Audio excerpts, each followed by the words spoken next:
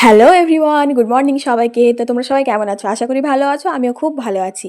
আর ভালো আছি বলেই দেখো তোমাদের সবাইকে সাথে নিয়ে আরও একটি নতুন দিন শুরু করছি। এই যে সকাল সকাল ঘুম থেকে উঠে আমি রান্না বসিয়ে দিয়েছি। একদিকে বেগুন আলু দিয়ে ছোটো মাছ দিয়ে একটা সবজি, আর আরেকদিকে ভাত। আর তারপর আর তেমন কিছু করা হয়নি। রান্নাটাই কমপ্লিট করছিলাম, কারণ হাবিব খেয়ে দিয়ে আবার স্কুলে বেরোবে। তারপর আমি দানিশকে খাইয়ে দাইয়ে গোসল করিয়ে ঘুম পাড়িয়ে দিয়েছি। আর এখন কি বলো তো, ঠান্ডাটা তো তেমন নেই, খুব হালকাই ঠান্ডা রয়েছে। ওই জন্য তো ওকে আর গায়ে ব্ল্যাঙ্কেট দিয়ে দিই না, একটা চাদর দিয়ে ওকে ঢেকে দিলাম। একদমই আলগা রাখলে কেমন একটা লাগে, ওই জন্য হালকা পাতলা একটা চাদর দিয়ে ঢেকে দিলাম। আর সামনে তো চলে আসছে রমজান মাস। কালকের দিনটা বাদ দিয়েই শুরু হয়ে যাবে আমাদের পবিত্র রমজান মাস। তো ওই জন্যই তারই একটু প্রস্তুতি চলছে আর কি। ঘর বাড়ি ক্লিন করা, আজকে যেমন কি দেখো ফ্রিজটা ডিপ ক্লিন করে রাখছি, কারণ ফল সবজি এইসবগুলো রাখতে হবে। কদিন ফ্রিজটা বন্ধই ছিল, তেমন কিছু ফ্রিজে রাখা হয়নি বলে। তো আজকে খুব ভালো করে পরিষ্কার করে রাখছি। আর রমজান মাসে যেহেতু রোজা রাখবো ইনশাল্লাহ, তো ওই জন্য রোজা রেখে রোজা মুখে ওই বেশি কাজ করলে খুব শরীর খারাপ করে। তো ওই জন্য আজকেই ফ্রিজটা ভালো করে পরিষ্কার করে রাখছি। ফ্রিজ ক্লিন করার সময় আমি কোনো রকম কোনো ডিটারজেন্ট বা কোনো সোপ এইগুলো ইউজ করি না। নর্মালি আমি এমনি নর্মাল পানি দিয়েই ফ্রিজটাকে ভালো করে পরিষ্কার করে নিই। এই যে দেখো, আমি শুকনো কাপড় দিয়ে আগে ফ্রিজটাকে খুব ভালোভাবে মুছে নিলাম। ধুলোটা পড়ে গেলে আমি সেটা ঝাড়ু দিয়ে ঝাড় দিয়ে বাইরে বের করে দিয়েছি।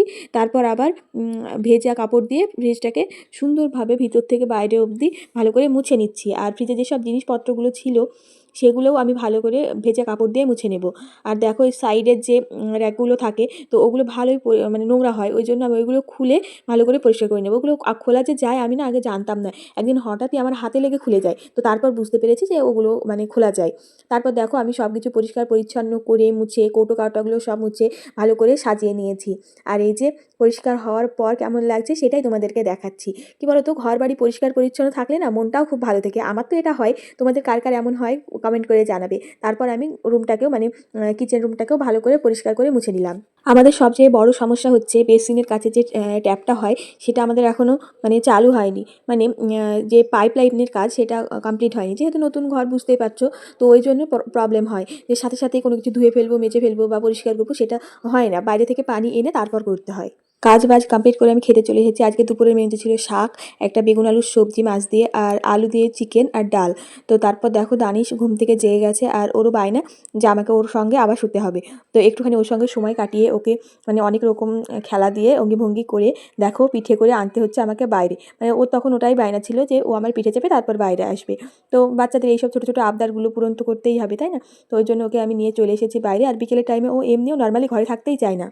ওকে আমি নিয়ে যাচ্ছিলাম না বলে ওই একা একাই দেখো নিচে নেমে চলে গেছে। আর এখন না আমার খুব ভয় লাগে, ও হাঁটা শেখার পরে যে সামনেটা পরিষ্কার করা হয়েছে, তো ও একা একাই চলে যায়। তো রাস্তাতে তো সবসময় গাড়ি ঘোড়া যাচ্ছেই, ওই জন্য খুব চোখে চোখে রাখতে হয়, আগলে রাখতে হয়। আর দেখো এই যে পেয়েছে একটা ব্যাগটাতে সমস্ত কিছু ওর খেলনাপাতি নিয়ে আমাকে বলছে যে ও নাকি নানু বাড়ি যাচ্ছে। আমি জিজ্ঞেস করছি যে তুমি কোথায় যাচ্ছ, তো আমাকে বলছে নানু বাড়ি। তো কোনো রকমে বুঝিয়ে ঘরে নিয়ে এলাম, গেটে লাগিয়ে দিয়েছি। আর এই যে বল আর ব্যাট নিয়ে খেলা শুরু করে দিয়েছে।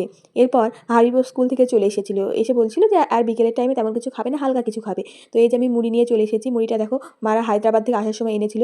আমাদের এখানে যেমন মুড়ি হয় তার চেয়ে একটু মোটা, ওই জন্যই তোমাদেরকে দেখাচ্ছিলাম। তো অনেকেই জানো যারা আমার ভিডিও দেখো, আমার দুপুরে খাওয়ার পর না কিছু একটু খেতে ইচ্ছে করে, ওই জন্য এই যে চকোপাই নিয়ে চলে এসেছি খাওয়ার জন্য।